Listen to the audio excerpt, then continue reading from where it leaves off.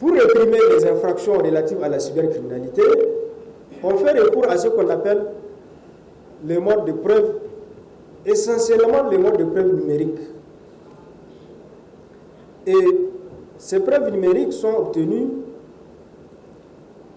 à travers l'exploitation des appareils numériques, ça peut être des téléphones portables, des ordinateurs ou tout autre dispositif pouvant contenir des données informatiques. Quand il y a une infraction qui se commet par voie électronique, d'abord on procède à l'interpellation.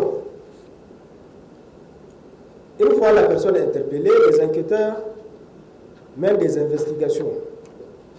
Et parmi les techniques d'investigation, on a la saisie, puisque c'est des infractions qui se commettent au moyen des systèmes, des technologies, de l'information et de la communication. On saisit les moyens qui ont servi à la commission de l'infraction. Une fois saisis, les moyens exploités.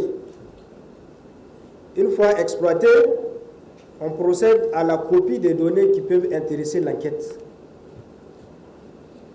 Et ces données copiées sont transcrites pour être produites lors du jugement.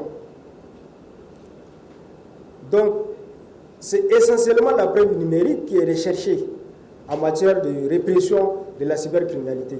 Elle joue un rôle très important. Si par exemple vous dites que vous êtes victime de diffamation, en l'absence de preuves numériques, si la personne nie, il n'y a aucun élément sur lequel le tribunal pourra se baser pour prononcer une condamnation à l'encontre du prévenu. Donc, il faut prendre le soin de se constituer la preuve numérique qui est essentielle pour établir les faits de diffamation, d'injure ou bien ceux même de diffusion de données de nature à troubler l'ordre public, dont la poursuite ne peut pas intéresser une personne privée. Généralement, on n'a pas besoin d'une plainte pour engager une poursuite pour les auteurs de diffusion des données de nature à troubler l'ordre public ou à porter atteinte à la dignité humaine, contrairement au fait de diffamation, puisque le procureur général qui représente le ministère public, le procureur de la République plutôt, qui représente le ministère public au niveau des différentes juridictions, il est garant, il a pour mission de préserver l'ordre public. Et pour cette raison, il n'a pas besoin d'une plainte quand des faits de diffusion de données de nature à troubler l'ordre public sont commis. Il peut s'auto-saisir ou bien instruire les unités d'enquête pour procéder à l'interpellation de la personne, investiguer sur elle et diligenter une procédure qui va aboutir à la condamnation.